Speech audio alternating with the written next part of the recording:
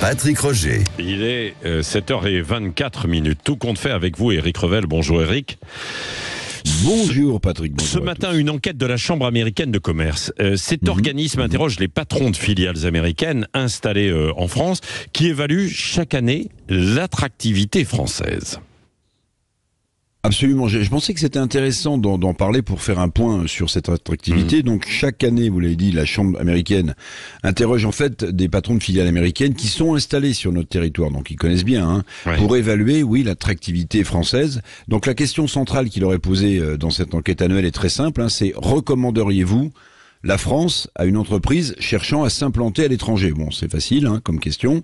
Donc, évaluer dans cette question le contexte politique, la fiscalité, les mouvements sociaux. Alors, ce qui inquiète le plus les patrons américains, c'est le climat social, c'est la fiscalité des particuliers, c'est le logement et c'est la complexité administrative de notre pays, des sujets qu'on aborde finalement en politique intérieure. Alors, ces points noirs pour le sondage de la Chambre américaine de commerce, et c'est là peut-être le vrai sujet, ces points noirs ne parviennent plus à compenser nos traditionnels points forts, comme la qualité de la vie, l'accès à la santé, l'accès au transport, l'accès à l'enseignement, qui d'ailleurs eux-mêmes se dégradent. Oui. Les patrons américains sont-ils confiants dans l'attractivité de la France? Que donnent les résultats de cette enquête?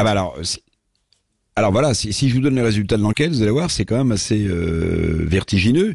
Il y a un recul net de 22 points. De 22 points par rapport à 2022. Donc on perd 10 points d'après ces patrons de filiales américaines qui recommanderaient donc beaucoup moins une implantation sur notre territoire pour des investissements étrangers. Alors il y avait eu un rebond de l'attractivité d'après la Chambre de commerce américaine avec la crise Covid, après la crise Covid, mais on retombe lourdement, en tout cas pour ces patrons de filiales américaines, moins 22 points donc en 2024, c'est 10 points de moins. Alors je rappelle quand même, parce que les patrons américains sont pas toujours très optimistes, qu'au début du quinquennat de François Hollande, je regardais, cette attractivité s'était effondrée de 74 points. Donc vous voyez, ils ont quand même une vision assez carré de la France. Oui. Tout de même, notre pays a des atouts. Il n'y a pas de French bashing. D'autres études montrent que la France, en matière d'investissement, est préférée à beaucoup d'autres pays, Éric.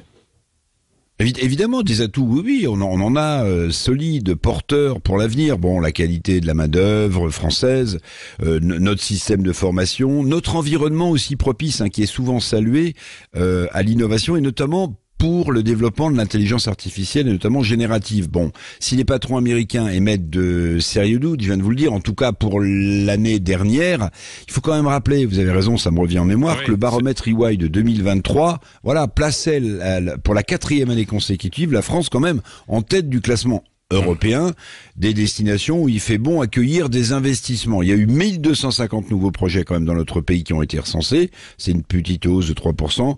Vous avez raison Patrick, il faut pas non plus céder au French bashing. Oui. Il y a un début de réindustrialisation. Allez, avant les JO, on va rester optimiste. Oui, merci Éric Revel. La petite réplique du jour.